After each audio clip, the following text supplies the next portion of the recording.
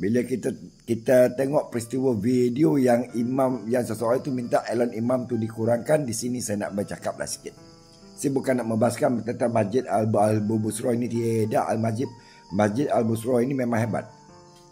Apa yang saya nak mempertikaikan, elon imam di kampung-kampung dan di felda-felda. Ini yang penting yang harus kita bahas selama ini. Ya. Saya pernah bertanya kepada 1-2 imam, elon tu tak banyak pun. 800 lebih. Seolah imam masjid ini dipandang rendah. Sebab mereka bukan pekerja rasmi. Ya.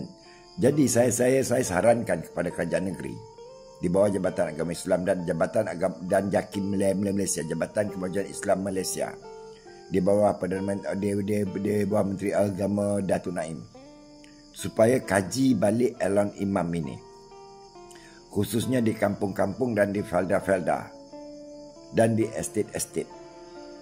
Yang mana estate yang besar seperti Risda, seperti Fekra, kan? Yang mana pekerja Islamnya ramai, imam ini harus dipertanggungjawabkan dengan baik. Apa yang saya lihat, elon imam ni tidak membadai, khususnya macam di kampung dan di felda. Mereka terpaksa menjalankan 2-3 kerja.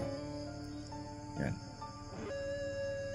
Jadi imam ini tidak dapat menumpukan di masjid 100%.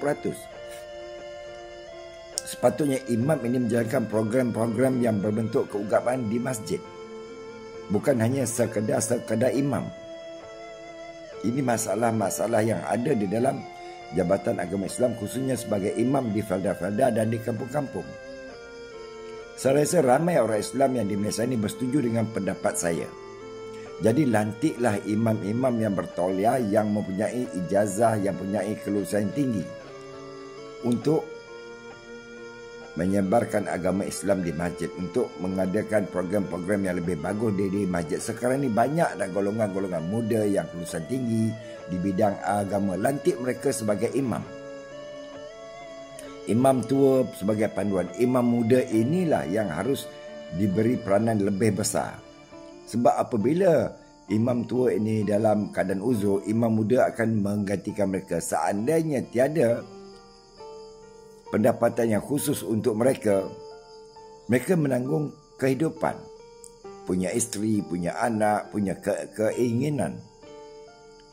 Jadi kerajaan negeri harus peka tentang ini. Saya minta video ini dikongsikan ramai-ramai agar sampai ke Jabatan Agama Islam. Di mana-mana apa yang saya lihat, imam ini seolah di nombor 3, nombor 4 kan, dalam bentuk gaji-gaji mereka. Dengan alasan nanti dia nikahkan orang, dia dibayar. Itu tanggungjawab. Kan? Itu tanggungjawab dia. Kadang-kadang saya melihat imam ini satu tugas yang cukup berat, tapi tidak dirasai oleh orang-orang biasa. Ini yang kita harus fikir. Kan?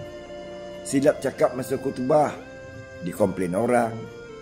Silap bacaan, dia menanggung. Jadi saya mintalah yang wakil-wakil rakyat, ahli parlimen, yang SSI, perjuangkan tentang ini. Yang anda tahu cuma perjuangkan naik elon ahli parlimen. Naik elon itu, naik elon ini. Tapi bila disuruh jadi imam, semuanya menolak. Sebab tidak punya keberanian. Ya. Ini masalah yang amat kritis dalam negara kita. Imam dengan pendapatan tidak seberapa. Jadi tolong wawarkan benda ini biar sampai ke pengetahuan Jabatan Agama Perdana Menteri. Wassalam.